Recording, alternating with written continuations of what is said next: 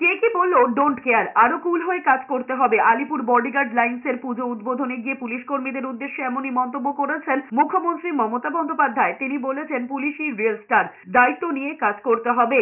মুখ্যমন্ত্রী আরো বলেছেন যে কাজ করে তাকে গালাগালি খেতে হয়। খোঁচা দিয়ে বলেছেন আর যে কাজ করে না তাকে কে গালাগাল দেবে, তারা নাকি সমাজের ত্রাতা। নাম না করে চিকিৎসকদের আক্রমণ করেছেন তিনি। বলেছেন এদের মধ্যে আবার কেউ কেউ ভাবছেন ভগবানের থেকে বড়, যে অপরাধ করবে তাদের কোনো ছাড় নেই, পুলিশের পিছনে সরকার সব সময় আছে। এমনটা জানিয়ে মুখ্যমন্ত্রী বলেছেন কারো বাড়িতে কোনো ঘটনা ঘটলে সেই পুলিশকেই প্রয়োজন হয়।